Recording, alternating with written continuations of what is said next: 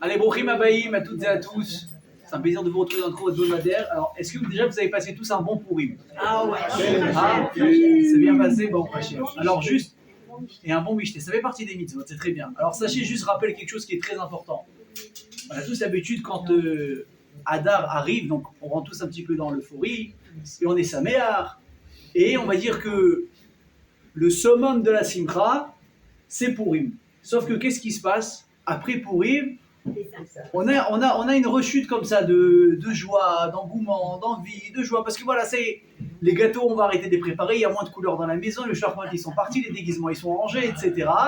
Évidemment, en plus, surtout les dames, même si j'espère que chacun ici met un minimum la main à la pâte à la maison. Voilà, et on y va, et on s'active, et on s'active, et on s'active. Maintenant, il va falloir nettoyer toutes les miettes et les gâteaux que vous avez rentrés à la maison. Mais rappelez-vous d'une chose, j'ai pensé à ça cet après-midi, c'est que la simcha, elle ne doit pas partir avec Pourim. Non, déjà parce que toute l'année, il faut être sa mère. Ouais. C'est-à-dire qu'une personne qui est heureuse, sa vie, elle change. Même si, encore une fois, on n'est pas heureux parce que tout va bien. On est heureux parce qu'on doit l'être. Et pourquoi? Parce que, il y a suffisamment de raisons au quotidien pour être heureux. Et justement, vous allez voir qu'on va toucher à ça ce soir dans le cours, de voir qu'est-ce qu'on a tendance à regarder, à mettre l'accent dessus, et des fois, malheureusement, à détériorer le reste. Mais c'est une erreur. Pourquoi? Parce que la Gemara nous dit Mishenichnas Hadar Marbin Besimcha. À partir du moment où Hadar rentre, on doit augmenter la Simcha. Ce n'est pas uniquement pendant Hadar, c'est à partir du mois de Hadar. Et qu'est-ce qui a marqué? Pas on va être en Simcha, il y a marqué Marbin Besimcha. Il faut ajouter. C'est comme prenez, je ne sais pas moi, une bonne Tunisienne. Vous voyez, qui a préparé sa prière pour Shabbat. Et 2 heures avant la Shabbat, on l'appelle, on dit attention, il y a 5 personnes qui se sont invitées à la dernière minute pour midi. Qu'est-ce qu'elle va dire? Bon, je vais ajouter un peu d'huile dans la prière. Vous voyez? Mais elle en a déjà mis beaucoup à la base. Elle ne fait qu'ajouter sur ce qui existe déjà. Alors c'est la même chose pour nous. Marbim Bessimra, ça veut dire que la base est déjà là. La base elle est déjà bien placée, elle est censée déjà être en route. Et simplement, Rachamim nous dit attention, à partir de Hadar, tu es déjà censé être des Simcha, il faut que tu montes d'un niveau. Mais on n'a jamais fait dépendre la Simcha de Pourim, mais uniquement à partir du mois de Hadar. Et quand est-ce jusqu'à quand on a cette obligation d'avoir une Simcha supplémentaire? Jusqu'à Rosh Chodesh Av. Donc si je compte, comptez avec moi, Av, Nissan, Iyar, Sivan, Tammuz. Et ensuite, on a Av. Donc, on a 5 mois pleins où on a l'obligation d'être plus heureux que d'habitude. Donc, quand on arrivera à Av, au mois de Av, on en reparlera. Donc, en attendant, mesdames et messieurs, malgré, un petit peu la fatigue de Pessah qui va s'ajouter, et les courses, et les organisations, Dieu bénisse chez nous, ça ne s'arrête jamais. On nous garde en activité jusqu'à 120 ans. Donc, efforcez-vous, je rigole pas, c'est très important, efforcez-vous de rester Bessimcha. Vous savez, je vais vous dire quelque chose. C'est marqué d'ailleurs dans ma Maseret Megillah qu'une personne qui accomplit sa Torah sans joie, sans engouement, qu'est-ce qu'il dit à Kadosh Baruch Hu? Ça revient à dire que quoi? Que ce que je t'ai demandé de faire, les fêtes, les commandements, etc., vous me donnez l'impression que quoi? Que ça vous dégoûte, ça vous fatigue, vous devez vous efforcer. Hachem me dit, moi j'aime pas ça. Si on fait une avodat Hachem en faisant la tronche, sans être Bessimcha, alors oui, on peut prendre notre feuille de présence et faire un V, voilà, j'ai accompli ma mission. Comme si vous, je sais pas, on vous demande à quelqu'un, est-ce que tu peux me faire un petit repas sympathique? Qu'est-ce qu'il va faire? Il va prendre une poêle, il va jeter un blanc de poulet, pas assaisonné, pas de sel, pas de poivre, même pas d'huile comme ça au fond de la truie, rien. Il fait un aller-retour, il dit tiens, mange, bouffe, bon appétit. Alors tu vas manger, il t'a fait à manger, mais est-ce que tu kiffes? C'est un peu fade, ça manque un peu de vie tout ça. Mais si par contre tu commences tu fais un petit peu de paprika, je vous apprendrai une petite recette sympathique. Un peu de cumin, un peu de ci, un peu de ça, un petit peu d'oignon revenu avant, après, etc. Qu'est-ce que tu as fait là? Tu as pris la même chose qu'il y avait. Donc quoi? Donc tout est une question en fait de couleurs à mettre dans vos vies. Et la plus belle des couleurs qu'on peut mettre, mes amis, c'est la joie. Quand une personne elle se réveille, soit c'est naturel, instinctif, soit il y en a face à un travail qu'il doit faire sur eux, mais je vous assure que toute votre journée, elle change. Alors, c'est pas forcément naturel, Des fois, même on se lève le matin, on a même, je vais vous dire mieux que ça, on a même des raisons de faire la tête. Tu sais qu'aujourd'hui, tu vas passer une journée, des fois, tu la vois. Là, tu me dis, cette journée n'a pas encore commencé. Tu es fatigué. Tu es purée. Pourquoi on est déjà le matin? Il y a des journées comme ça. Mais notre but à nous, c'est pas de rester dans la ramma. C'est de se lever et de dire à Hachem, je vais essayer aujourd'hui de rendre cette journée la plus belle possible. Et ça, c'est notre droit. Et vous allez voir, justement, je vous ai promis jeudi, vous allez voir, on va toucher à ce point-là, de savoir se concentrer sur l'essentiel. Je vais commencer avec une petite histoire. On va remonter un petit peu, ça va rajeunir pas mal de gens, dans les années 90. Hein? Dans les années 90. Ah, pour certains, ça fait très très longtemps. Pour d'autres, pas. Hein? C'est pas encore très loin. Je vous laisse chacun vous positionner. Et je vous emmène à Tel Aviv. C'est pas très loin, mais c'est sympathique. Ok? On a là-bas, c'est une histoire vraie. Hein. On a là-bas une personne qui s'appelait Moti. Donc c'est le diminutif de Mordechai, donc un certain Mordechai. En plus, on sort de Purim, donc quoi, c'est pas mal. Moti Ashkenazi. Alors juste pour la petite parenthèse, sachez que toutes les personnes qui s'appellent Ashkenazi ne sont pas Ashkenazes. Non, c'est pas ça. Normalement, elles sont toutes séfarades. Ashkenazi, c'est quelqu'un qui est séfarade. Pourquoi c'est fait comme ça? C'est un peu long à raconter. En tout cas, notre Moti Ashkenazi en question, c'est une histoire vraie. Hein. C'était une personne qui était droguée. Il était connu de service de police, c'était le drogué, tout le monde le connaissait. Celui qu'on l'a arrêté, on mettait en garde à vue, on libérait, produits illicites, etc., etc.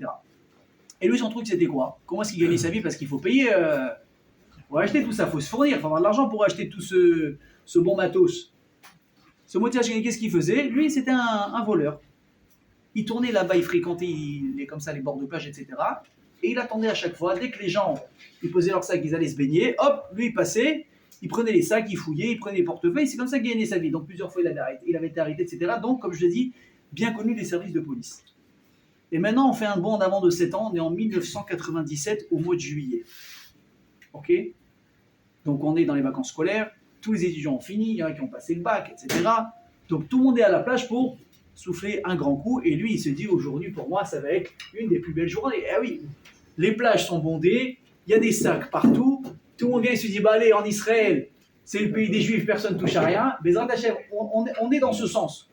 On va y arriver, Bezrat Hashem, où il y aura une confiance absolue les uns envers les autres. Vous savez qu'il paraîtrait qu'à Dubaï, si je ne me trompe pas, c'est un des pays les plus sûrs au monde.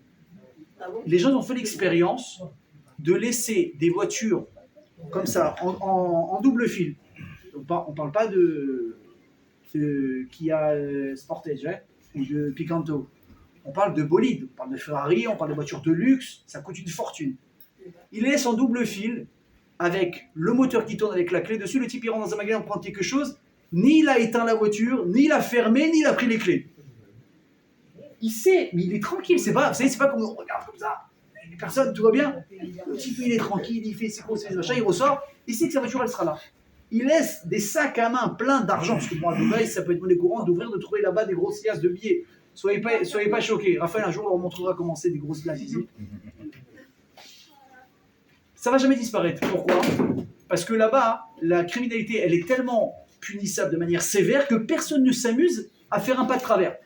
Ok, mais nous, vous allez voir que rien que par l'Aïra Chamaïm, nous aussi, on va arriver à ça, Bezrat Hashem Bekarov. Donc, on est en juillet 97, et on a notre pote là, donc ce Moti. Ah là, il commence à faire du repérage. Il voit que tout le monde a posé son sac, commence à se baigner. Et il commence à ouvrir. Et là, de loin, il voit un sac de marque. Ah, ça peut être pas mal. Ça commence bien. Et là, il s'approche pour faire ce qu'il a à faire. Et tout à coup, il remarque des fils électriques qui sortent de la sacoche. Alors, ce qui est dingue, c'est que tu vois ça dans n'importe quel pays au monde. Tu dis, tiens, c'est marrant, il y a un type qui se balade avec des appareils électriques sur lui. Sauf que quand tu es dans un pays en guerre, tout le temps menacé par des attentats, par des terroristes, et j'en passe, tout de suite, la première chose qui vient en tête, c'est quoi? Ce qu'on appelle Refetz Rachou. Ça veut dire quoi? Objet dangereux non identifié. Que ce soit dans les bus, que ce soit dans les... Vous avez remarqué, à chaque fois, en Israël, il y a un sac qui est laissé pendant 1 minute, tout de suite. C'est même pas les forces de l'ordre qui demandent. Sur les passagers, à qui est ce sac? Alors les gens qui ont l'habitude, oh là là, ça vous en faites des caisses. Non, on n'en fait pas des caisses. Malheureusement, on sait exactement ce qui se passe après. Ce sont des bombes, ce sont des terroristes qu'ils ont placées. Donc lui, il voit ça. Au début, il Il est surpris, il ne va pas sur son froid, tout de suite il appelle la police. Et il signale qu'il est sur la plage et qu'il a trouvé là un Khefetz Rachoud. Et il est pratiquement sûr à 90% qu'il y a une bombe dans le sac en question. Donc la police, qu'est-ce qu'elle fait? Elle lui demande de s'identifier. Qui êtes-vous, monsieur? Le problème, c'est que quand il dit son nom, Mouti Ashkazi dit ah d'accord, l'autre client, bon ok, allez, baba, bonne journée, on a d'autres choses à faire. Et il raccroche. Personne ne le prend au sérieux. Maintenant, lui, il est très sérieux parce qu'il est conscient de ce qui se passe. Donc il rappelle, il insiste. À la fin, il les a tellement saoulés. Bon, ils ont envoyé des démineurs sur place et il s'est avéré, Béhémet, que le sac était piégé. Ils ont réussi à désamorcer la bombe et on a évité une grande catastrophe. Ok? Mais l'histoire ne s'arrête pas là. Les flics ont dit quand même, oh, c'est un fou, c'est un drogué, c'est ce que tu vends, il a quand même une fière chandelle. Ils ont voulu être reconnaissants envers lui. Ils l'ont pris en pitié. Et ils l'ont envoyé en cure de désintox, payé par la ville. Écoutez bien, le type qui était fauché, vie seule, vie pourrie, tout ce que vous voulez, compliqué hein, la vie du gars, il a fait sa cure de désintox et il a fait jusqu'au bout. Il est sorti, enfin, au bout de peut-être 40 ans, 50 ans, propre dans sa tête, propre dans son esprit, le type il s'est marié. Le type il a eu un enfant. Il a commencé tout simplement à vivre. Mais il manque une chose dans le dessin. C'est quoi? C'est qu'il n'a jamais eu de métier. Donc il n'a pas d'argent pour vivre. Et maintenant il faut payer un loyer, il faut entretenir une femme. Messieurs, ça coûte cher une femme, n'est-ce pas? Bon, il faut payer les couches, il faut payer plein de choses. Et là ils ont une idée. Ils l'ont appelé et dit, tu sais quoi? Qu'est-ce que tu as l'habitude de faire toi? L'habitude de faire. J'excelle là-dedans, mais bon, je vole. Il dit, écoute-moi bien, écoute-nous bien. On va te demander de rester dans ton domaine, simplement de changer de bord. Ça veut dire, maintenant, tu vas être celui qui va déjouer les voleurs. Il va dire, mais c'est magnifique, pourquoi? Parce que je connais toutes les ficelles du métier. Je sais exactement où ils se positionnent, comment ils observent, comment ils opèrent, comment. Et ça a été son boulot à partir de ce moment-là. C'est lui qui était responsable de déjouer les vols et les picots, etc., qu'il y avait comme ça dans cet entourage. Qu'est-ce qu'on voit dans cette histoire, mes amis? Écoutez bien ce que je veux dire, parce qu'on va essayer d'aller vraiment au plus profond de cette idée. C'est que, très souvent, votre plus grand défaut peut s'avérer être votre plus grande qualité. J'explique. Quand Akadosh Baruch Hu, il a dit à l'homme, une fois qu'il a créé le monde, il a créé toutes les merveilles qu'on connaît aujourd'hui et une partie qu'on ne connaît plus. Vous savez qu'avant la faute d'Adam Arishon, il y avait des choses incroyables qui se passaient. Par exemple, le pain, il poussait tout près sur les arbres. Pas mal ça. C'est pas, alors aujourd'hui on a des boulangeries qui le font pour nous, c'est pas mal aussi. Sauf que quand tu te balades dans la rue, tu voulais des chalotes pour Shabbat, tac. Tu voulais du pain complet, tac. Tout ce que vous voulez, aux olives, au ci, au ça, il n'y avait aucun problème. Le fruit était mangeable, mais également l'arbre du fruit sur lequel il poussait était également mangeable. C'est la folie. Après la faute, beaucoup de choses se sont donc détériorées. Donc je me dis à l'homme, tu peux manger de tout, fais-toi plaisir, kiffe. À part le fruit de la connaissance. Qu'est-ce qu'il est venu faire le Satan dans cette histoire? Très simple. Il n'a pas touché au décor. Mais il a eu une approche vicieuse au possible. Il est parti voir Chava. Il m'a dit, c'est vrai, il y a des rumeurs comme ça qui courent là dans le jardin d'Éden. Est-ce que c'est vrai que le bon Dieu ne vous a pas tout autorisé? Quelle est la différence entre ce que Dieu a dit et ce que lui a dit? Premier degré, il n'y a aucune différence. Quand tu creuses un peu, tu vois qu'il y a une grande différence. C'est quoi? C'est que le but du Yetzer Hara, il sera toujours, écoutez bien ce que je vous dis, ça ne concerne pas Adam Arishon, ça nous concerne nous maintenant en 2025. Son but et son arme ultime pour nous faire tomber, c'est d'essayer de mettre en valeur, quelque part, l'écart qu'il y a entre l'idéal qu'on doit être et ce qu'on est en réalité. Donc quand je te montre toujours à quel point tu es nul, à quel point tu es incapable, et à quel point tu ne pourras jamais atteindre le modèle parfait qu'on attend que tu sois, et que tu vois la longue montagne que tu as à gravir, qu'est-ce que tu fais? Tu prends des affaires, tu jettes tout par terre, tu rentres chez toi à la maison. Parce que c'est son but. De te montrer à quel point tu seras toujours loin du but qu'on attend de toi que tu atteignes. Hachem, il a dit une chose, il a dit mange de tout, à part une chose. Qu'est-ce qu'il dit le Nachash? Il dit l'inverse. Il dit c'est vrai que vous n'avez pas le droit de goûter à tout. Donc il a pris ce qui est interdit et il le grossit. Alors que qu'est-ce qu'il a fait? Hachem a fait exactement l'inverse. Il dit d'abord je te montre tout ce que tu peux. Et tu peux manger de tout, à part une chose. Regardez comment, quand tu cordes le même schéma, sauf que tu l'as inversé dans un sens comme dans l'autre, il devient soit monstrueux, soit facile. C'est vrai ou pas? C'est là que Gemara dit un truc qui est incroyable. Il dit, vous savez, prenez l'exemple de quelqu'un à qui vous demandez d'amener un ustensile, n'importe lequel, un objet. Et il a justement cet objet dans la cuisine. Il dit, tu lui demandes d'amener même le plus grand des objets au monde, mais il a dans sa cuisine, bah, pour lui, c'est rien. Ça paraît être comme amener une fourchette, parce qu'il sait qu'il ne doit pas se casser la tête. Il a juste à ouvrir le placard, il t'amène la grande marmite de 10 litres que tu as pour le Shabbat Ratan à préparer. Mais une personne, si elle n'a pas de toute petite marmite, et tu lui demandes justement cette marmite, et qu'il ne l'a pas, pour lui, ça paraît un monde maintenant de l'avoir. Vous avez compris? Est-ce que je suis détenteur de ce que tu me demandes ou pas? Alors, pourquoi est-ce que je vous dis ça? Parce que, mes amis, le but du terrain, c'est ça. C'est d'essayer de toucher le point dans lequel tu n'excelles pas. D'essayer de toucher l'interdit qu'Hachem t'a demandé de ne pas enfreindre et d'en faire un monde. Vous avez déjà tous peut-être soit dit, ou soit tout simplement entendu la phrase que je m'apprête à vous dire. Non, mais ces religieux nous interdisent tous de toute façon. Non, mais ça Torah, on peut plus. On peut plus vivre, on peut aller nulle part. On peut aller nulle part. On peut pas aller en boîte, on peut pas manger où on veut, on peut pas se balader quand on veut, et le Shabbat Yassi, et la plage on peut pas, et si on peut pas. Ben, c'est bon, ces rabbins ils nous ont gavés. Et moi en plus j'adore, c'était quoi? Mais à l'époque c'était pas comme ça. À l'époque c'était pas comme ça. Donc on a l'impression qu'on a une Torah, voilà, Mavdil, comme on appellerait aujourd'hui l'Ancien Testament, le Nouveau Testament. On dirait qu'on a une Torah d'avant et une Torah maintenant actuelle. On dirait qu'on l'a rendue compliquée. Alors j'ai deux annonces à vous faire. Premièrement, la Torah elle n'a jamais changé. Simplement, pendant des années, on a été des ignorants. D'accord? Donc, c'est pas grave, à un moment donné, d'apprendre la Torah. C'est même souhaité, c'est recommandé. Je vais vous apprendre un truc. Si un jour vous changez vos habitudes dans le bon sens de la Torah, personne ne va vous gronder. La seule différence, c'est comment vous le faites. Si, par exemple, on est dans une maison, on n'a jamais fait Shabbat. D'accord? Vous prenez des gens. Moi, il y a des gens encore dans ma famille, il n'y a pas très longtemps, ils disaient chez nous, c'était ce qu'on appelait Kiddush Télé. C'est-à-dire Shabbat, on ne savait pas vraiment ce que c'était. On avait une forme abstraite du Shabbat. Pour nous, Shabbat, c'était quoi? C'était réunion familiale, kidouche, couscous boulette. Et attention, et on avait fait un super Shabbat. Et ensuite, c'était réunion familiale devant la télé. Ensuite, chacun reprenait la voiture. Bah oui, parce qu'il venait toucher la grand-mère, il fallait bien repartir chez soi. Et trucs. Et qu'est-ce qu'on faisait après le samedi matin? On se levait tard, on sortait, on allait au cinéma, on allait manger des glaces. C'était un moment familial. Donc, imagine le type maintenant, il a grandi toute sa vie comme ça. Et d'un coup, il commence à aller à la synagogue. Il commence par le Bet Rabbad. Ensuite, on compte qu'il n'est pas Rabbad. Il cherche une synagogue peut-être plus conventionnelle qui lui ressemble plus à ses habitudes à lui. Et comme ça, à force d'aller à la synagogue et d'entendre, il comprend que, en fait, il est Mechalel Shabbat, mais la Méadrine, mina Méadrine. Donc, il rentre chez lui un jour, qu'est-ce qu'il dit? À partir de maintenant, Shabbat. Celui qui n'est pas content, il prend ses affaires, il se casse. C'est un fou. Non seulement tu ne vas pas faire la Torah à ta famille, mais tu vas les écœurer de la Torah.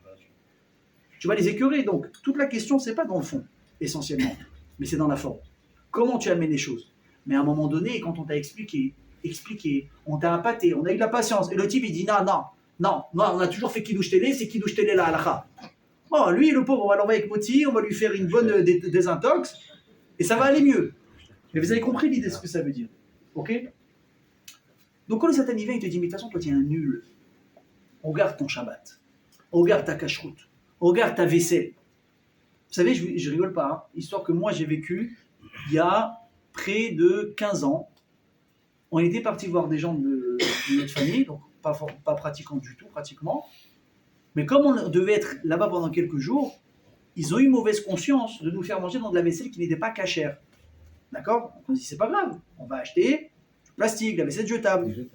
Mais, je sais pas, ils ont eu peut-être un éveil comme ça, c'est beau, il n'y a pas d'âge pour en avoir. Ils avaient au moins 50 ans, hein, les gens dont je vous parle, c'est pas plus. Là, le type qui était un peu plus engagé que sa femme, il nous a demandé, est-ce que ça vous dérange pas qu'on prenne toute la vaisselle et qu'on aille la tremper au mikvé?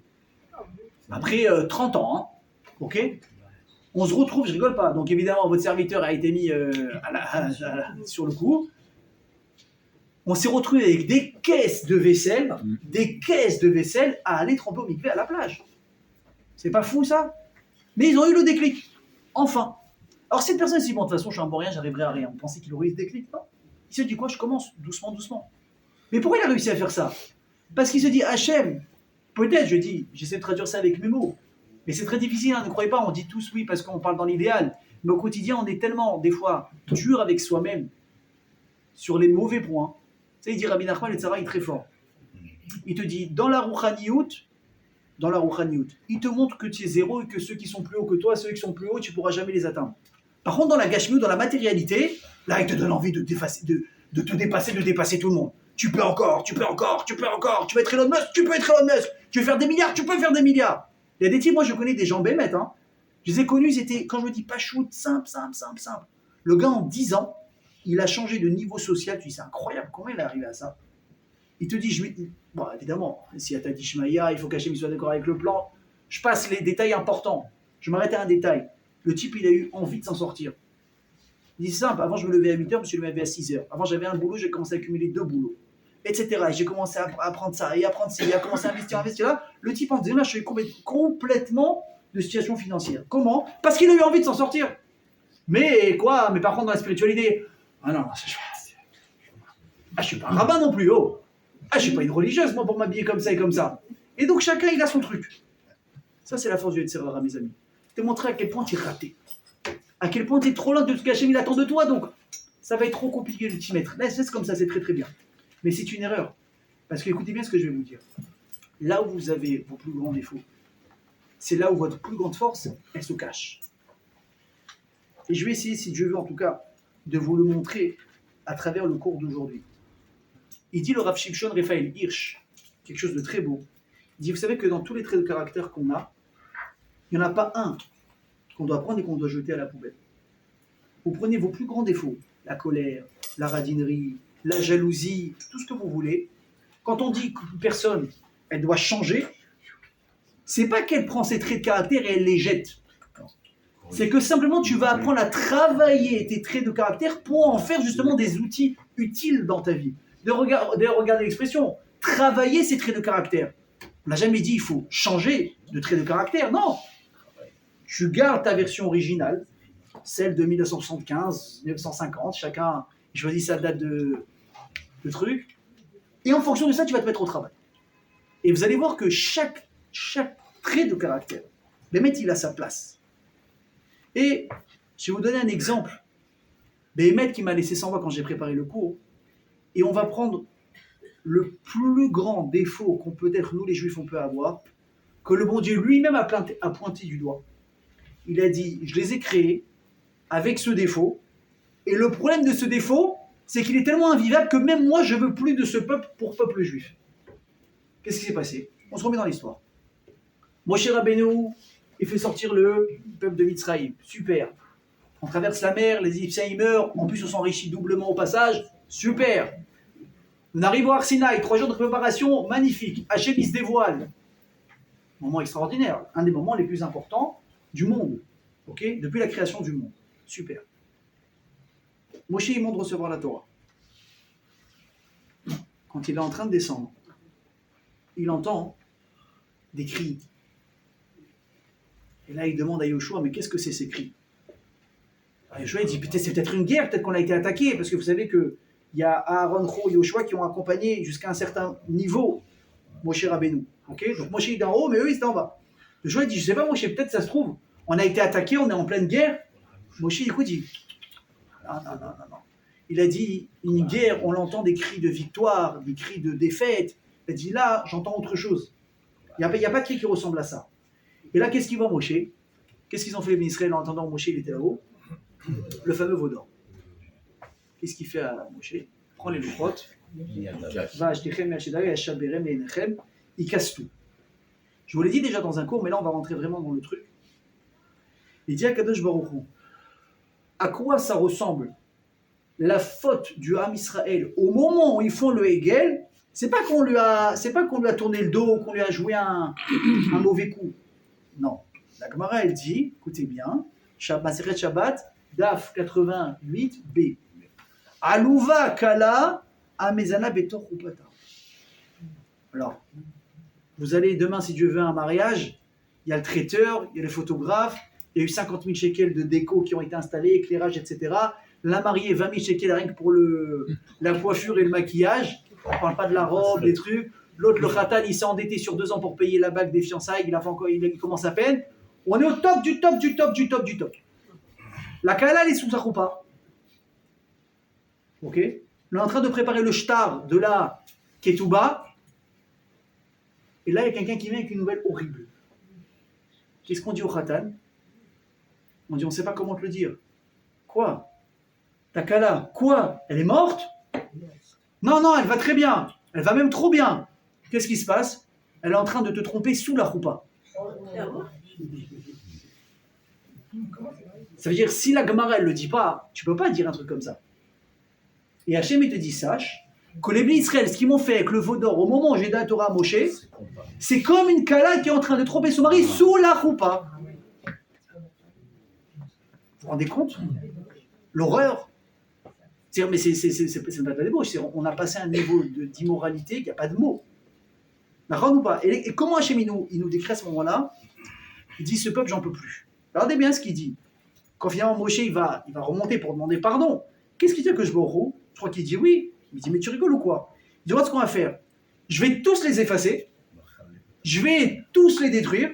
Tellement que je suis énervé pour le coup qu'ils m'ont fait. Et à partir de toi, on va tout recommencer à zéro. Il dit, que je borro, pourquoi? Il dit, pourquoi? Ki am keshe oref hu. Traduction, parce que c'est un peuple qui a la nuque raide. Et ça, c'est ce qu'Hachem il dit. Maintenant, Hachem va le répéter à 3 reprises. À chaque fois que Moshe il va essayer, entre guillemets, de gratter l'amitié, allez, Hachem, ça va. Viens, on pardonne, viens, on pardonne. Hachem dit, je ne peux pas. Ce sont des gens qui sont incontrôlables. Il dit, tu te rends compte? Ça fait même pas 40-50 jours qu'on est sorti d'Égypte. On se rappelle, je les ai mis bien, je leur ai montré que je suis là, je les ai sauvés, j'ai tué tous leurs oppresseurs, je les ai enrichis. Ils m'ont... Mais attendez, c'est fou. Ils m'ont entendu. Anochi Hachem Elokecha. Ils m'ont entendu, je me suis dévoilé à eux. 40 jours ils passent. Je suis parti chez l'avocat, j'ai changé les contrats de mariage. Mais c'est fou. Mais pourquoi on parle de mariage? Parce que la Torah, sachez que c'est un shtar qui est tout bas entre Akadosh Baruch Hu et nous. C'est un mariage qui s'est passé le jour de Marmad Har Sinaï. Hachem dit, tu te rends compte? Je suis en train de faire monter le témoin pour signer la Ketouba avec lui. Et qu'est-ce qu'on m'en dit? Claudine ou Rachel ou Chazejam, je ne sais pas qui, Pampelop sous la roupa. Donc là, Hachem il me dégoûte, et on peut le comprendre. Et on peut le comprendre. Alors, on comprend la réaction évidemment d'Hachem qui décide qu'à partir de maintenant, c'est terminé. Mais avant d'expliquer la suite, on va essayer déjà de comprendre pourquoi c'est si grave d'avoir, entre guillemets, ce truc cardiaque qu'on appelle la nuque raide. C'est quoi le problème de la nuque raide? Je vais vous dire. Akadosh Baruch Hu, il peut passer sur énormément de choses. Akadosh Baruch Hu, il a fait preuve de patience, dont même les êtres humains, on n'est pas capable. Je vous avais plusieurs fois donné cet exemple, mais je vais le répéter. Imaginez, vous voyez un jour quelqu'un dans la misère. Mamache, il n'a pas d'argent, il n'a pas de situation, il n'a rien. Et vous le prenez en pitié, non, c'est ni quelqu'un de votre famille, ni quoi que ce soit. Vous le prenez. Déjà, qu'est-ce que tu fais déjà? C'est pas il a l'air, c'est un clochard. Il pue, il a une grande barbe, il a des cheveux machin, il sent pas bon, rien. Ok? C'est un hippie le gars. Tu le prends, tu le connais pas. Vous avez vu, des fois on voit ça, des fois on m'envoie des vidéos sur WhatsApp qui tournent sur les réseaux sociaux. Tu vois des gens comment ils sont gentils, ils ont pris des SDF, ils ont emmené chez le coiffeur. Vous avez déjà vu ça? On leur coupe les cheveux, on leur coupe la barbe, on leur fait une couleur, on leur a pensé le truc. D'un coup tu vois un clochard, tu vois, le gars il est beau. Alors rien déjà le fait qu'il se voit dans le miroir, déjà il pleure, il est heureux, on lui a redonné un peu de dignité. Donc là tu l'amènes chez le coiffeur. Ensuite le type tu vois il pèse 40 kilos tout mouillé. Tu l'amènes au resto. C'est très bien que le resto c'est bien, il va manger le premier hamburger de sa vie, ou qu'il n'a pas mangé depuis 20 ans. Super. Puis tu l'as fait manger Rav Marfoud. Magnifique. Mais non, tu sais que quoi? Que c'est temporaire, demain il aura encore faim, et demain il aura encore faim. Tu t'arranges avec un restaurant, tu regardes tout ce qu'il a besoin, tu notes, moi je passe tous les mois, je paye. 3 fois par jour, tu manges ce que tu veux, tu manges. Open bar. Bon, après le type, il faut qu'il dorme. Qu'est-ce que tu fais? Tu trouves un petit appart sympa, même un studio. Tac, tac, il est vide, hein. Tu vas le meubler. Tu t'arranges avec le propriétaire, tu dis le loyer, c'est pour moi. Tiens, toi, tu as de quoi manger. Ok, maintenant, il me faut un peu d'oseille quand même, c'est bien. Tu vas, je sais pas, tu sais faire quelque chose, je suis très habile de mes mains. Ok, tac, tu vas prendre quelqu'un qui a des chantiers, un câblage, tu as besoin de quelqu'un faire la manutention. Tac, tac, hop, tu lui débrouilles aussi un travail. Rabotaille, ensuite il commence à aller mieux, tu lui fais connaître une femme. Tout. Il a une parnassa, il mange à tes frites, tout à tes frites. Et un jour, tu es dans la rue, d'accord, tu as ton portefeuille, ouvert comme ça, et il y a un mec qui passe, il te vole le portefeuille. Maintenant, tu as un truc comme ça d'oseille, hein. Le type, il devient fou, il commence à courir derrière le gars, il attrape, c'est qui? Le type. Le type qui l'a aidé. Ah oui, ah oui. Tu me dis, c'est pas possible. Il dit, c'est pas toi. Moi, je dis, bon, peut-être que bon, il avait un coup dur, il a eu besoin, il a pris de l'argent, peut-être qu'il savait pas que c'était moi. Et qu'est-ce qu'il te dit? Mais comment tu m'as rattrapé? J'étais sûr de t'avoir laissé derrière, je sais que tu sais pas courir. Tu savais que c'était moi? Je dis, bien sûr. J'aurais pas essayé quelqu'un d'autre. Toi, j'ai essayé parce que tu peux pas courir, mais sinon, j'aurais pas fait. Mais, il me dit, mais c'est moi. Pas possible, c'est moi. Qu'est-ce que tu fais? Qu'est-ce qu'il lui dit? Écoutez bien. Je te dois quelque chose à toi. Mais imaginez la scène. Les amis, vous réagiriez comment? Mais on lui crache dessus. On l'insulte de tous les noms. Et on remonte jusqu'à presque ses ancêtres. Sachez que nous, on fait exactement comme ça tous les jours avec Akadosh Baruch Hu. Tous les jours et pas qu'une fois par jour. Est-ce qu'on met des tefilines tous les jours? Est-ce qu'on fait Kriyat Shema à l'heure? Est-ce qu'on mange kasher? Est-ce qu'on fait attention à ce qu'on regarde? Est-ce qu'on fait attention à ce qu'on entend? Est-ce qu'on fait attention à ce qu'on dit? Est-ce qu'on est bons les uns les autres vers Aftaler Rakamora? Tout ça, Hachem dit, regarde, je te donne tout. La vie, tu veux de l'argent, tu pries, je vais t'en donner. Une famille, je vais te la donner. Tout, il t'a donné. Le toit sur la tête, c'est pas toi parce que tu vas pointer au travail. Quand Hachem il a décidé que tu vas avoir un toit sur la tête. Ta femme, ton mari que tu as eu, c'est pas parce que tu étais beau gosse quand tu avais 25 ans et tu lui as fait tourner la tête. Parce que Hachem a décidé, avant que tu aies déjà que celui-là, il va se marier avec celui-là. Et les enfants, il faut être 3 pour avoir des enfants, mes amis. Un papa, une maman, mais qui? Si Hachem il dit non, tu peux essayer ce qu'il y a demain, ça marche pas. Et j'en passe. Et toujours, qu'est-ce qu'on fait? Moi, je parlais des gens, t'habilles les teufs aujourd'hui, ah non, je n'ai pas eu le temps. Je peux pas mettre les teufs, je peux pas. Shabbat, tu gagnes ton oseille comment? Pose pas trop de questions. Et la liste est longue. Et c'est pas parce qu'il y a quelqu'un qui est religieux qui vous fait la leçon que lui aussi, comme moi le premier, qu'il n'a pas des choses encore à arranger. Mais comment on peut faire ça? Quand je vous ai tout à l'heure décrit la photo du gars là, de qui qu'on a pris de zéro, qu'on l'a mis comme un prince, et qui a volé un portefeuille, tout le monde a dit oh, mais quel scandale! Mais quand finalement tu te rends compte que cette histoire elle nous concerne, c'est nous les acteurs de cette histoire, je dis mais c'est pas possible, comment? Alors Hachem il aurait dû faire quoi? Mais lui demain il se réveille pas, terminé. Alors, imaginez, je peux vous dire que les cimetières ils sont pleins d'un coup. Chas v'shalom. Mais si Hachem il devait réagir avec notre logique à nous, il n'y aurait plus personne. Je ne sais même pas s'il y aurait minyan sur le monde. Mais qu'est-ce qu'il fait quand je me retrouve? Il dit Misken. Il s'est oublié. Il n'a pas compris. Il a été un peu énervé aujourd'hui. Son mari l'a contrarié. Sa femme, elle a contrarié. Les enfants, ils ont fait la Java à l'école. Ça fait 3 fois qu'ils sont appelés dans la semaine par le directeur. Il essaie comme ça de Rahman. Hachem, il a une patience. On ne peut même pas imaginer ce que c'est la patience d'Akadosh Baruch Hu. Si, un petit peu peut-être. En général, il y a quelqu'un qui ne pourra jamais renier de sa vie en général. Je dis en général parce que malheureusement ça arrive quand même, mais ce sont des cas extrêmes. Ce sont nos enfants. C'est rare les cas où tu vois un père ou une mère est capable de couper complètement les ponts avec son enfant. Et je veux dire que même s'il va arriver dans un cas où il va le faire, il va en souffrir tous les jours de sa vie. Son vœu le plus cher, ce sera quoi? De pouvoir se réconcilier avec ses enfants. Parce que le lien affectif qu'il y a entre les deux, il est incroyable. D'ailleurs, Chazal dit, vous savez pourquoi Kadosh Baruch Hu, il a créé, écoutez bien, la notion de parents et enfants dans le monde. Vous savez pourquoi? C'est parce que quand tu le vis, ça, tu vois à quel point tu peux aimer quelqu'un, tes enfants. Chazal dit stop, pause, multiplie par 1 milliard, et ça ne s'approche pas encore de combien Hachem il t'aime à toi. Tu sais comment c'est fort? Donc c'est un niveau d'amour, de patience, de vitour, de mechila qui n'existe pas. Et pourtant, on arrive à une faute où Hachem il dit là, je passe pas. J'efface tout. D'un coup. Pourquoi? Mais c'est quoi le problème? C'est quoi ce défaut? Hachem dit sur ça, je ne peux pas passer. Alors il y a 2 possibilités d'expliquer. C'est quoi une personne qui, qu'on appelle ça avoir la migraine? Vous avez le Sforno qui explique quelque chose de sympathique. Il dit, je ne sais pas si vous avez déjà arrivé, une personne qui fait un faux mouvement et qui a mal au cou. Ouais. On lui met comment ça s'appelle déjà une Merci. Vous suivez, c'est top. Alors en général, moi, une fois dans ma vie, j'en ai porté un. Ok. Qu'est-ce qui se passe? Si quelqu'un vous appelle à droite, vous faites ça? À gauche, ça marche ou pas? Qu'est-ce que tu dois faire? L'autre côté? Non, mais je suis de l'autre côté. Ah, zut! Bon, on ne se rend même pas compte au quotidien combien, bon, Hachem, ça va. On s'en rend même pas compte. Mais donc, quand tu as la nugrette, ça veut dire quoi? Tu n'es pas capable de regarder ni à droite ni à gauche. En d'autres termes, ça veut dire quoi? Quand tu as la nugrette, on te parle, tu ne calcules pas.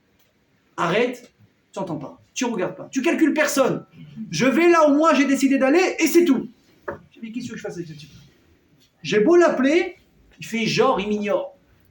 Genre, il peut pas. Tu peux pas tourner la tête. Tu vas voir demain matin, tu peux pas tourner la tête. Premier pchat. Deuxième chat, j'ai envie de dire, c'est peut-être encore pire. Non, le type, son coup, il marche très très bien. Il n'y a aucun souci. 180 degrés à 100%. Mais quoi? Tu l'appelles, tu lui dis, bah, tu sais, venir à la synagogue en voiture le Shabbat, avec la cigarette à la fenêtre comme ça, et tu te gardes devant le truc, c'est pas très catholique. Ça se fait pas. Essaye, soit tu viens sans voiture. Ah, mais tu comprends, je suis à 1h30 de la synagogue. Je comprends, c'est compliqué. Soit tu marches pendant 2 heures. Soit à la rigueur, regarde, à la rigueur, viens, on fait doucement. Au moins, tu te gardes 2 rues après. Dépasse la synagogue, 2 rues après, tu baisses. Au moins, léat, viens, on essaye de trouver comment on va essayer de faire. Essaye de rentrer à la synagogue sans puer la clope non plus. C'est une option. Tu prends un chewing-gum, tu mets un petit spray. Je sais pas, il y a plein de choses. Le type, qu'est-ce qu'il fait? Il t'a écouté. Au moment où tu lui parles, c'est pendant le Shabbat, après de la synagogue, qu'est-ce qu'il fait? Prends une cigarette, il allume devant toi. Et il fait sonner l'alarme de la voiture pour être sûr qu'elle est toujours garée là où il l'avait laissée. Attends, mais il est fou, lui, ou quoi? Sur lui, c'est pire. C'est-à-dire qu'il t'a écouté. Tu prends le temps. C'est-à-dire que tu t'inquiètes pour lui. Toi, ta vie, elle va très bien. Lui, demain, il veut avoir des problèmes dans sa vie. Il fait ce qu'il veut. Non, ça me tient à cœur. Je viens le voir. J'essaie de lui parler. J'essaie de le raisonner. Je prends du temps. Je m'investis. Il me fait croire qu'il est intéressé. Parce que du coup, je voudrais te parler. Il me dit, OK, il vient. Enfin, pour me dire quoi? Tu m'as saoulé. Toi et tous les religieux et les rabbins m'ont saoulé. Il dit Rashi, ça c'est une personne qui a la nugrède. C'est-à-dire qu'il va t'écouter, mais il va décider de faire comme si tu n'existes pas. Alors qu'il t'a écouté. Je me dis, mais t'imagines, la Torah, vous la connaissez. Ah, je veux dire, bon, c'est vrai, je ne connais pas tout. D'accord, je connais les grandes lignes. Et celui qui ne connaît pas, celui qui veut, il peut savoir. Soit tu vas à la synagogue, tu demandes au rabbin, il va te dire les grandes lignes. Ah, mais moi, j'aime pas les rabbins. Ou bien ils sont jamais disponibles quand on a besoin d'eux. Tu dis, ok, tu sais quoi, rentre sur le Rav YouTube. Ou l'Admour Google. Là-bas, il y a toutes les réponses à tes questions. Alors évidemment, juste au passage, aujourd'hui, j'ai écrit une réponse qui est intéressante. On va poser une question sur l'IA. Vous savez ce que c'est l'IA? L'intelligence artificielle. L'intelligence artificielle. Est-ce que l'intelligence artificielle peut remplacer un rabbin? Non. Alors vous vous dites non, mais sachez une chose, la Torah Box, je l'assure, elle a publié une vidéo il y a quelques temps, mais je l'ai vue qu'aujourd'hui, sur une sorte peut-être, je sais pas, d'influenceuse, je sais pas, une personne juive, hein, qui disait que, jusqu'à maintenant, quand elle avait des questions, elle s'adressait, vous savez que Torah Box, ils ont un truc en face qui s'appelle Questions au Rav. Vous pouvez poser toutes les questions que vous voulez, mais attention, il y a des tamis des Chachamim là-bas, des tueurs à gages. Ils ne s'arrêtent pas, ils raccrochent un téléphone, au tac, tac, tac, par WhatsApp, par mail, par téléphone. C'est de la folie. Mais non, surtout, il faut savoir de quoi répondre. Alors, dis-leur avant, quand j'avais une question, j'appelais Torah Box. Vous pouvez appeler qui vous voulez, appeler un arabe, hein. On n'est pas en train de faire la promo pour qui que ce soit. Hein. Et dit, mais écoutez bien, mais depuis que j'ai découvert l'intelligence artificielle, je pose mes questions à ChatGPT. Ah ouais, ChatGPT, c'est bizarre, quoi. Alors, attention, il y en a plein qui me disent ChatGPT, c'est plein de choses. Alors, dans la vidéo, Torah Box, ils font laisser en live. Je ne sais pas s'ils ont demandé à ChatGPT ou à une autre intelligence artificielle. Ils posent la question, quel beracha on fait sur le jus d'orange? Alors je vous pose la question, quel bracha on fait sur le jus d'orange? Je répète, quel bracha on fait sur le jus d'orange? Oula, je sens moins d'intensité là, vous avez hésité? Vous êtes tous d'accord? Ah oui. D'accord. Qu'est-ce qui répond Boré Periaet.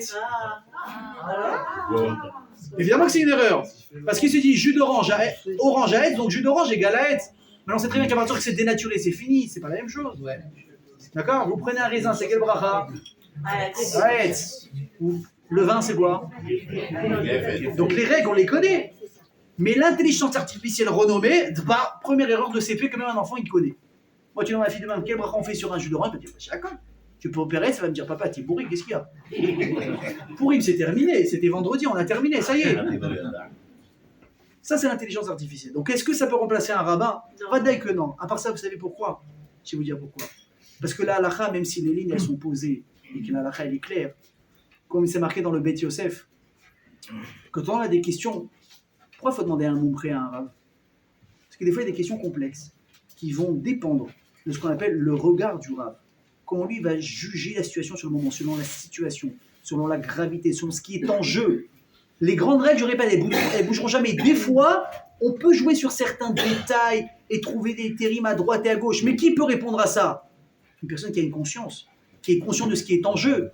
Une personne qui voit et qui va être capable d'assister demain aux dégâts qu'il y aura si jamais il s'est trompé. Vous savez qu'il y avait au Beth Amikdash un korban qui s'appelle le Para He'alem.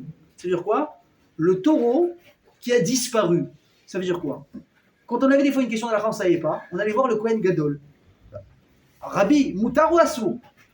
Et lui, bon, il était censé être calé. Donc il répondait. Mais des fois, il s'était rendu compte qu'il s'était planté sur la réponse. Maintenant, il y a des juifs, à cause de lui, ils ont parti faire des avérotes. Ah, le poulet, là, comme ça, shrita, truc, c'est bon ou pas? Ouais, cachère. 3 heures après, oh mince, maintenant le gars, il s'est fait un barbecue. Waouh. Il a fait micheter le pourri, mais avec tout. Et toi, c'est à cause de toi, il t'a demandé. Il devait amener un corban pour se faire pardonner. Vous avez compris? Mais lui, pourquoi il va faire attention? Parce que maintenant, il est capable de voir les dégâts qu'il aura causés. Tu penses vraiment qu'une boîte noire, avec l'intelligence artificielle, on a quelque chose à faire de qu'est-ce que tu vas faire avec sa réponse ou pas? Ah oui, ils ont des codes moraux. Amusez-vous à lui demander comment je peux tuer quelqu'un à ma belle-mère sans que personne s'en rende compte. Il va vous dire, je ne peux pas répondre à ça, c'est pas éthique, ta. Mais ça s'arrête là, ça plane très très bas. Vous avez compris? Donc tu veux te renseigner pour apprendre la Torah. Tu vois exactement où apprendre n'importe où. On n'a aucune excuse. Mais qu'est-ce que l'on décide de faire? Bon, j'ai écouté un Rav cette semaine, il a parlé de l'importance du Shabbat. Franchement, il parle bien. Hein. Et alors? Ah bah écoute, moi je suis ressorti, j'ai allumé ma clope après. Hein. Mais tu m'as dit qu'il parle bien. Non, il parle bien. Mais de là à me convaincre que moi je fais mal, non. Ah, je peux pas, moi je suis obligé de voir mon feuilleton, je sais pas moi, les feux de l'amour vendredi soir, je peux pas. Je suis désolé. Il paraîtrait au passage, je connais ça parce que Aléa Shalom, ma grand-mère, c'était son feuilleton préféré. Plus de 50 ans. Oui, je sais. Il paraîtrait que c'est la série la plus vieille de l'histoire. Je me rappelle quand on était petit, on était enfant. Et nos parents, ils voulaient un petit peu se débarrasser de nous pendant les vacances d'été. Ouais. Nous, on kiffait aussi, attention. Hein. Entre guillemets, on partait de la maison, il y avait ça, on peut pas, ça, on peut pas. On allait chez mamie, tout est autorisé. Mon père, la grand-mère se levait le matin. Mon père, la question, c'était, les enfants, qu'est-ce que vous voulez manger? Vous pouvez demander ce qu'on voulait, des steaks, des poissons, des omelettes, des trucs. C'est nous qui faisions les menus. Et moi, c'est les grands-mères. D'accord ou pas? C'est les grands-mères. Même si vous, à vos enfants, vous avez dit non, et vous dites non, le petit fille, le petit vieille te dit, mamie, tu peux me faire ton truc? Vous allez dire quoi? Non. Non, j'ai demandé aux grands-mères, j'ai demandé aux grands-pères. C'est elles qui sont dans la cuisine. Vous allez dire oui. D'accord? Je me rappelle, ma grand-mère, on pouvait tout faire. Sauter sur les fauteuils. Vos mères, elles vous autorisent de sauter sur les fauteuils à la maison, elles vous arrachent la tête. Vous pouvez sauter sur les fauteuils, ce que vous voulez. Il y avait une règle quand on allait chez elle. Les enfants, regardez les dessins animés, et les Pokémon, et ce que vous voulez. Mais, à telle heure, j'ai mon feuilleton, vous me laissez la télé. Je vous assure que la règle n'était pas compliquée à respecter. Mais même elle a fait comme le bon Dieu. Vous pouvez tout. Un truc, vous me le laissez. On a dit oui, il n'y a aucun problème. C'est bon? Donc Hachem, il dit, moi je suis désolé, mais avec ces gens-là avec qui je passe tellement de choses. Il y a une chose auquel je ne peux pas passer, c'est quoi? Cette nue graine. Il a dit donc, je vais avoir un problème avec ça. Et je ne sais pas, quelque part, j'ai l'impression que c'est voué à l'échec. Ben, je vais vous donner un exemple. Je ne sais pas si vous allez en revenir de cette histoire. Un jour, je vais la raconter très, très rapidement. Là, je vais prendre le temps. Pour vous montrer ce que c'est un fou. Un vrai fou. Là, donc si je vous ai fait voyager en 1990, tout à l'heure, on va remonter un peu plus loin. Personne n'était né, en tout cas pas dans cet aspect physique-là qu'on connaît aujourd'hui. On remonte à l'époque d'Eliyahu Hanavi. Ok? Eliyahu Hanavi, Je vous ai raconté plusieurs fois l'histoire, le début, mais pas la fin. Eliyahu Hanavi, vous savez que un jour il marchait et il y a le roi Achav qui était un roi, un rachat dans l'âme Israël, qui a fait fauter tout l'âme Israël dans la Avodah une horreur ce qu'il a fait.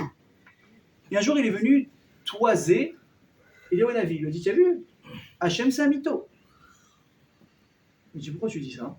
Il dit, il y a marqué quoi dans le schéma Israël? Si vous faites Torah mitzvot, il y aura la pluie, il y aura de l'abondance, il y aura tout ce qu'il faut. Faites pas Torah mitzvot, je coupe les robinets. Il dit, regarde, moi j'ai fait fauter pratiquement tout le monde, et là, Dieu bénisse l'abondance qu'on a dans le pays. Donc Hachem c'est un mytho. Il dit, par contre, il y en a un qui n'est pas mytho. C'est qui? Yoshua bin Nun, l'élève de Moshe Rabbeinu. Pourquoi? On sait que Moshe, il est mort juste avant qu'Israël il commence à rentrer en Eretz Israël. Qui a pris la suite? Yoshua, son élève numéro 1. Super.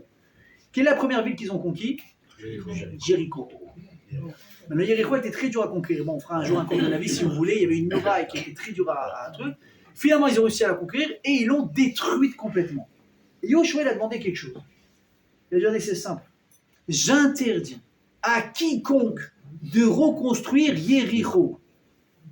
Et celui qui s'amusera un jour à essayer de la reconstruire, sachez que la première pierre qu'il posera, il enterrera son premier enfant.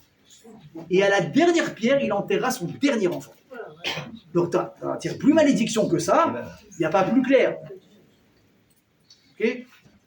Allez, hier, il y a eu un petit malin qui m'a fait rire. Vous savez, il y a souvent cette question à la synagogue, après Pourim, on fait Tachanoun, on ne fait pas Tachanoun, oui, non. Vous savez que là, c'était un peu compliqué cette année, il y avait eu Shushan Pourim, Pourim Meshoulash, on a eu un grand week-end. Bref, Yakout Yosef Dou, il te dit dimanche, pour Natania, Marseille, Paris, Tachanoun. Il y en a qui vont dire, certains Ashkenazim vont dire on ne fait pas. Alacha, Claire, Yakout Yosef, Kaf Lachaim, dit tu fais Tachanoun. Bon, moi, j'étais dans une synagogue où le type, il a voulu faire Kaddish. Pour ne pas faire Tachanoun et Mincha. Je lui dis, tu fais quoi? Il me dit, on ne fait pas Tachanoun, c'est Shushan Pourim. Genre, déjà, Shushan Pourim, c'était hier. C'était le 15 du mois de Hadar. Là, on est le 16. Oui, les notions, malheureusement, elles sont mélangées dans la tête des gens. C'est pas grave. Mais j'aurais demandé dimanche, je dis, vous avez fait comment ce matin à la synagogue? Il m'a dit, on n'a pas fait Tachanoun. Bon, je dis, Kenny, le Rav, il était là, il a dû ouvrir un livre, il a vu qu'il y en a qui autorisent. Je dis, ok, alors faites comme vous avez fait ce matin, comme ça, il n'y a pas un mélange. Et un type, il me dit, mais est-ce que tu as la preuve de ce que tu dis? Je dis, bien sûr, il y a Yakout Yosef. On a ouvert la lacha de Pourim Meshoulash qu'on a eu cette année. Et qu'est-ce qui a marqué? Le 16 Adar, quand Pourim tombe comme cette année, à Jérusalem, on ne fera pas Tachanoun parce que là-bas, c'est Pourim. Donc, ça veut dire quoi? Natania, on fait ou on fait pas? Qu'est-ce qu'il me dit? Ah, mais c'est pas marqué. Non, le type, c'est un gars, je le connais, il est intelligent, il a mangé des gmarottes. Mais bon, un peu de mauvaise foi. Je lui dis, regarde, si je dois te montrer comme ça, et comme ça, et comme ça, et comme ça. Donc maintenant, pourquoi je vous dis ça? Pour vous montrer ici la différence. Yoshua, il a été très clair. Il dit, celui qui essaie de reconstruire Jéricho, sachez-le. Son premier enfant, à la première pierre, il meurt. Dernière pierre, le dernier enfant, il meurt. On ne peut pas plus clair que ça. Là, tu peux pas dire, c'est pas écrit, c'est écrit. Tout est écrit. Et on a un fou dans le Ham Israël qui s'appelait Riel. Et lui, il a décidé de reconstruire Jéricho. Si peut-être je sais pas, Yoshua il est mort, ça fait longtemps, il est mort, ses sentences elles sont mortes, ses décrets ils sont morts. Sauf que il a pris la première pierre, il construit Jéricho, qu'est-ce qui se passe? Son premier enfant, sur le coup, arrêt cardiaque. Tiens, un mec normal, tu sais quoi? Tu es athée, tu crois pas en Dieu. Tu vois ça, qu'est-ce que tu fais? Mais tu t'arrêtes tout de suite. Tu pleures toutes les larmes de ton corps, tu t'arrêtes tout de suite. Je ne sais pas si un jour tu seras capable de retrouver la consolation alors que tu as encore 10 autres enfants, de l'enfant que tu as perdu à cause de tes bêtises. Là, c'est même pas tu dis, il est peut-être Niftar al-Kibouch Hachem, il a représenté l'armée d'Israël, Hachem il a rappelé ce que tu veux. Là, c'est toi qui es venu, qui a pris un pistolet qui va tirer dans la tête. Tu peux te remettre un truc comme ça? Abotai, qu'est-ce qu'il fait Riel? Abotai, qu'est-ce qu'il fait Riel? Il continue à construire Jéricho. Et à chaque étape, il y a un autre enfant qui meurt. Il n'a pas compris. À chaque étape, il y a un autre enfant qui meurt. Et on arrive à la dernière pierre de Jéricho, il sait. Le dernier enfant, il enterre. Donc le mec, il a enterré tous ses enfants à cause de ses bêtises. Je dis, bon, cheval, tu comprends pas au premier. Tu comprends pas au deuxième. Tu comprends pas au quatrième. Mais qu'est-ce qui t'arrive? Ben, ça s'arrête pas là. Écoutez bien jusqu'où ça va la folie de ce type-là. Et Eliyahu Hanavi, il est énervé de ce que la toisé Achav. Il a dit c'est comme ça, on coupe les robinets. L'histoire, je vais déjà raconter. Il dit à Hachem, je veux plus que tu fasses descendre d'eau tant qu'ils n'auront pas fait tchouva. Tac, il y a une famine qui s'installe pendant 3 ans, une horreur, tout le monde crève de faim, même au point où même Eliyahu il commence à mourir de faim. Là, Hachem il dit, bon regarde, papa, je sais que tu as fait quelque chose, Tzadik Gozer, que je me connais quand même, le Tzadik qui décrète, Hachem il suit, mais là, il faut arrêter la casse. Va voir les Israël et tu leur dis de faire tes chouvas et on reprend les choses en main. Ok, sauf que, à force de faire la Vodazara, les Israël ils avaient perdu un peu la tête. Ils ne savaient plus si il fallait écouter Hachem, il fallait écouter une Avodah qui s'appelait le Baal. D'accord? Le Nevi il vient, il a dit regardez, on va faire un truc simple. Il appelait tous les représentants de la Avodah Zarah, il a dit ce qu'on va faire. Faites des misbechot, plein de misbech. Apportez vos offrandes, mais évidemment, le feu, c'est pas vous qui l'allumez. Hachem, il est censé, comme on sait, faire descendre le feu. Si votre Dieu, c'est un vrai Dieu, il va consommer les corbanotes. Sinon, on aura compris que c'est n'importe quoi. Tu lui dis ok, et vas-y construire des misbéars, et vas-y mettre les corbanotes, et vas-y ce que tu veux, et donc il crie Baal, Baal, accepte notre offrande. Évidemment, qu'est-ce qui se passe? Ouais, l'eau. Il n'y a pas de feu, il n'y a pas de barbecue, il n'y a rien. Wanabi, il attend, il commence à se moquer d'eux. Il dit, vous savez, je pense, vous devez crier un peu plus fort parce que comme il est très haut, très loin là-haut, peut-être qu'il n'entend pas. Prenez un haut-parleur, criez. Bref, le temps il passe, on a compris qu'il n'y a rien. Léa et Wanabi, il dit, bon, c'est fini de jouer, maintenant à mon tour. Il met les corbanotes, il met même de l'eau sur les corbanotes. Il dit, Aneni Hachem Aneni. Viens prouver qui est le vrai Hachem. Là, il y a un feu qui a tout dévoré. Et là, tout le monde a compris que quoi? Qu'ils se sont trompés, que c'était Hachem. Maintenant, il y a un détail dans l'histoire qui est fou, c'est quoi? Écoutez bien. C'est que le Baal, là, les représentants de la Avodah Zarah, ils savaient très bien que c'était du fake. C'était faux. Au fond d'eux, ils savent très bien que quand tu te prosternes à une statue, il n'y a pas de miracle qui se passe. Comment ils pensaient que devant un événement aussi maintenant mondial, tous les journalistes de l'époque, je ne sais pas, appelez ça comme vous voulez, les caméras, ils vont se ridiculiser. Le feu, il ne va pas s'allumer. Comment tu fais ça? Du coup, ils avaient un stratagème. Ils avaient demandé à quelqu'un de se mettre sous l'autel du Misbéach, et au moment où ils allaient demander, à un moment donné, il y avait un code secret, le type allait venir avec une allumette, et hop, donc ils avaient demandé à quelqu'un de se mettre sous le Misbéach pour allumer le Misbéach, pour que justement, ça puisse marcher à la supercherie jusqu'au bout. Rabotaï, qui était la personne qui s'était proposée d'allumer le Misbéach pour montrer que Dieu était un bouffon? Riel. Vous imaginez? Riel, il a dit, moi je vais faire passer Hachem, pourquoi? Pour un rigolo. Et que oui, le Baal existe. Alors vous allez me dire, alors qu'est-ce qui s'est passé? Les allumettes, elles n'ont pas marché? Il était là-bas. Mais ils n'ont pas compris, ils sont partis vérifier. On l'a trouvé Riel mort, mordu par un serpent. Mais ça, c'est l'exemple le plus horrible de ce que c'est une personne qui a la nuque raide. On te dit, ne fais pas certaines choses, ça va te coûter cher. Et ce n'est pas une question d'argent. On parle de tes enfants, on parlait tout à l'heure de la relation entre parents et enfants. Tu as toi-même tué tes propres enfants, un après l'autre, en connaissance de cause. Et quand tu te rends compte de ce que tu as fait, que c'est horrible, parce que tu as défié Dieu, là, dans l'examen ultime, pour enfin montrer quelle est la vérité, toi, tu vas être celui qui va participer à la supercherie pour faire passer un Dieu pour pas un Dieu. Et pour ceux qui sont du plastique, pour le vrai Dieu, tu es encore là-bas, un Kshéoref. Donc vous comprenez, Hachem, il dit à Moshe Rabbeinu, moi, ce peuple-là, j'en peux plus. Il n'y a pas pire, c'est pas possible. Donc on comprend Hachem. Pourquoi il est arrivé à un stade de... On arrive au maximum. Mais ce qui est le plus fou, écoutez bien mes amis, c'est quoi? Quelle va être la plaidoirie de Moshe pour convaincre Hachem de pardonner les Bnei Israël? Et à quel moment ça va arriver? Au moment où Hachem il va entendre Moshe dire, s'il te plaît Hachem, pardonne, s'il te plaît, pardonne. Hachem il va dire, tu sais quoi? Je peux passer l'éponge, au bout d'un certain temps, mais il y aura des répercussions. Pendant un certain temps, Hachem il a demandé à Moshe, moi je ne suis plus prêt à résider parmi les Bnei Israël. Tu vas prendre ma tente d'assignation, l'Oel Moed, donc on est avant la construction du Mishkan, tu la mets en dehors du camp. Et tous ceux qui veulent me parler, s'il est apte, c'est lui qui va sortir. Pourquoi? Moi je ne peux pas résider là où il y a de la Touma, là où il y a des trucs. Donc Hachem il est très énervé. Donc même s'il a un petit peu passé l'éponge, il dit, fini, nos relations ne seront plus les mêmes qu'avant. On est mal là les amis, on est très très mal.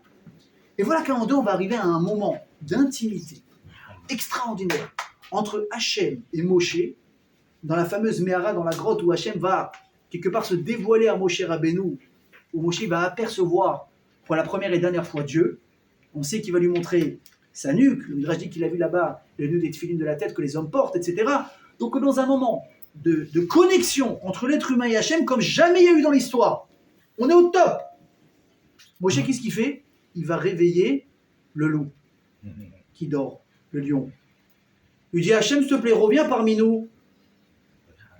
Mais maintenant, il sait que Hachem, il veut pas. Et pourquoi? Ce qu'il a dit, parce que ce sont des gens qui ont la nuque raide. Qu'est-ce qu'il dira Botaï Hachem à Moshe? Moshe à Hachem. Hachem, tu sais pourquoi tu dois revenir? Parce que les Israël, justement, ils ont la nuque raide, donc reviens. Mais tu es fou, quoi. Mais tu es fou.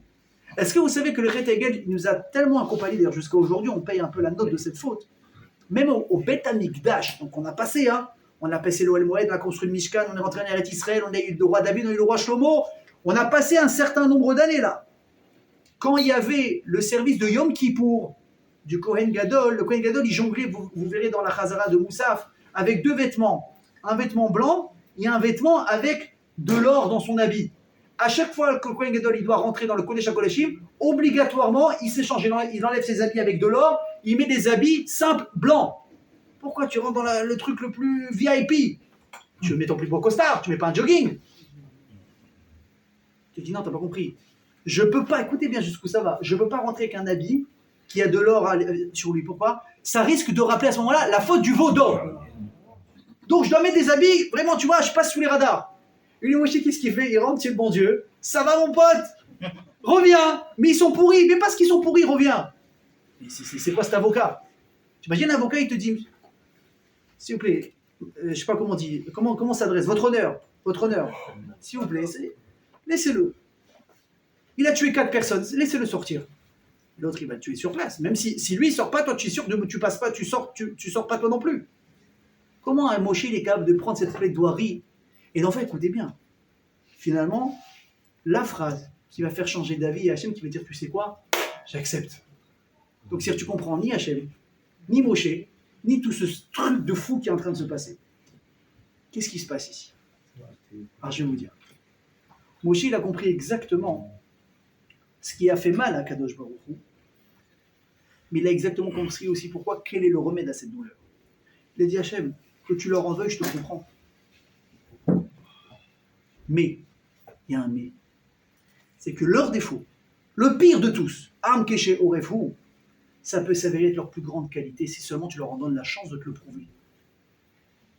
Comment? C'est simple. On a reçu la Torah, on a mal fait. Ok, viens, on fait une avance rapide. On va voir des Bnei Israël être menacés.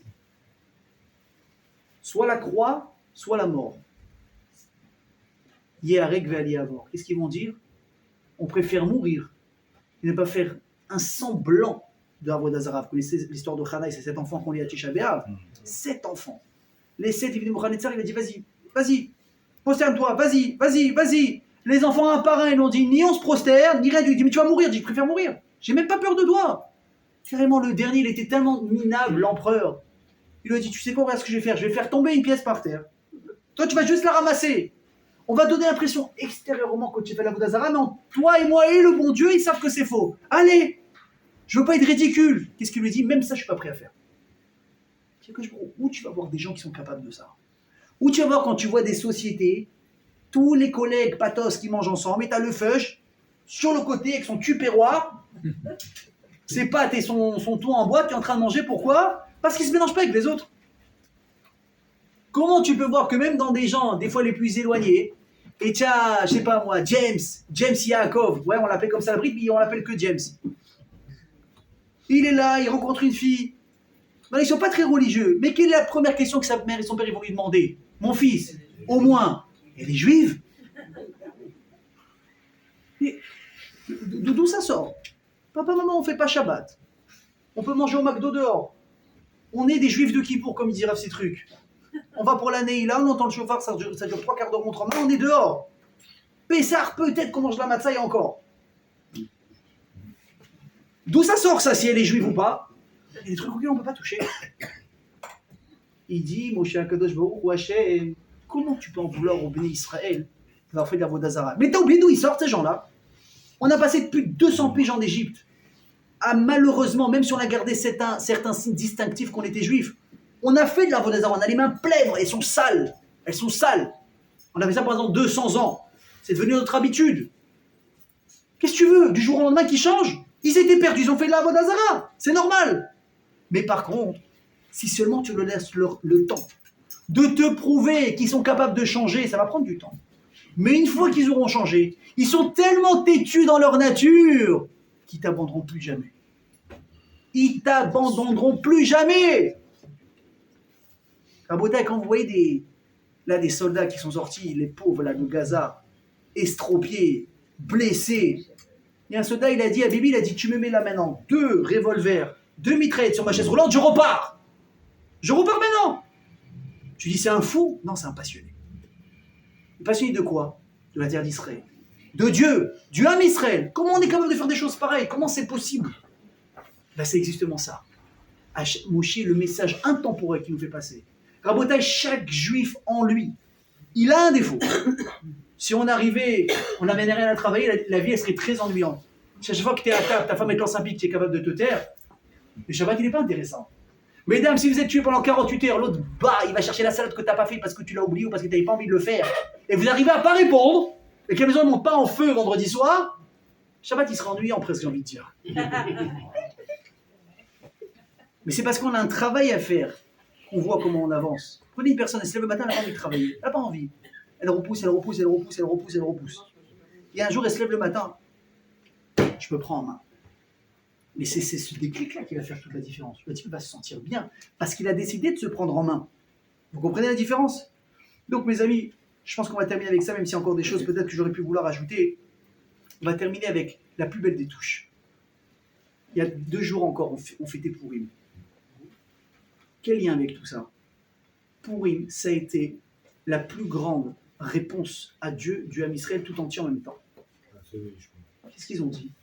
La Kadosh Baruch Hu, il y a une rumeur qui tourne sur nous là depuis Mahamad Arsinaï. Vous prenez pour le peuple élu, mais vous a menacé le bon Dieu. Il a pris une montagne. Il a dit soit tu reçois la Torah, soit tu crèves sur place. Qu'est-ce qu'on a tous fait? Les canards. Ah ok, on accepte, on accepte, on accepte. Ça s'appelle accepter ça. Vous avez été forcés. Il y a un mérite là-dessus. Vous êtes des guignols. Et même quelque part, écoutez bien ce que je veux dire, même l'Israël, depuis le temps de Mahamad Arsinaï, ils avaient peut-être quelque part la solution de dire à Hachem, pourquoi tu ne fais pas la Torah? Réponse, mais on n'a jamais accepté, tu nous as forcés. C'était vicieux, mais c'était possible. Et là, à Pourim, qu'est-ce qu'ils font? Kimu vekiblu hayehudim. Kimu, ils ont accompli et ils ont accepté. Accepté quoi? Tu as déjà accepté il y a longtemps? Non. Kimu bepourim hashekiblu b'Mahamad Arsinaï. À Pourim, ils sont revenus. Ils ont dit à Hachem HaKadosh Baruch Hu, si jamais peut-être on a donné l'impression d'avoir accepté contre notre gré le jour de Mahamad Arsinaï, maintenant à Pourim, on réitère nos vœux d'amour envers toi. Maintenant, à quel moment? Au moment où tout le monde est sur le point de mourir. À maintes fois, il veut tuer tout le monde parce qu'on est quoi? Yehudim. On est des juifs. Écoutez bien, ça veut dire que si on se convertissait, il n'y a plus de problème. Il n'y a plus de problème. Maintenant, regardez bien. Mitzraïm, c'est incroyable comme événement. Sauf que 80% des juifs ne sont pas sortis d'Égypte. Ils voulaient pas. Ils voulaient pas. 20% uniquement, un cinquième sorte. La perte, elle est énorme. Les Yevanim, à l'époque de Hanouka, il y a une tonne de juifs qui sont devenus des Mityavnim. C'était des collabos. On a perdu aussi. Pourim, il n'y en a pas un qui a flanché. Tous debout. Hachem, on est prêts tous à mourir pour toi. On ne laissera jamais la Torah tomber. Ce qu'il dit à Hachem, j'ai bien fait de leur faire confiance. C'est vrai qu'ils ont la nugrède, et ça m'a énervé. Mais leur nugrède, quand elle est bien utilisée, ça devient leur âme la plus forte qui soit. Alors mes amis, je nous souhaite à tous, Bezrat Hashem, cette sortie de Pourim. On approche de Pessah, il y aura encore beaucoup de choses à faire, et la vie est encore longue si Dieu veut. On a tous des défauts, chacun connaît, on connaît tous nos défauts. Je n'ai pas besoin de vous faire la morale. Essayez de transformer vos défauts en qualité.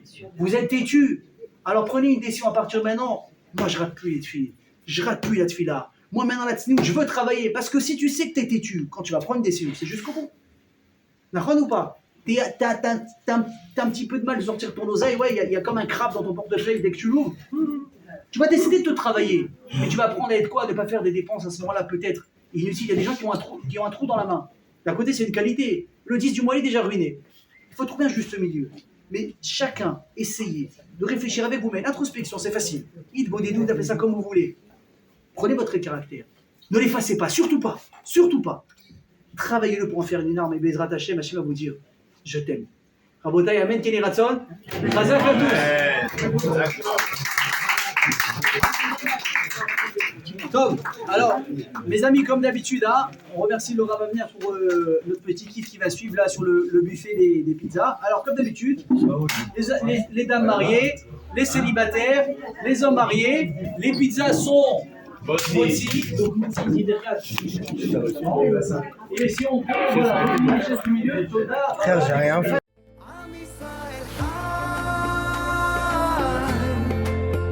אם לא נשכח תמיד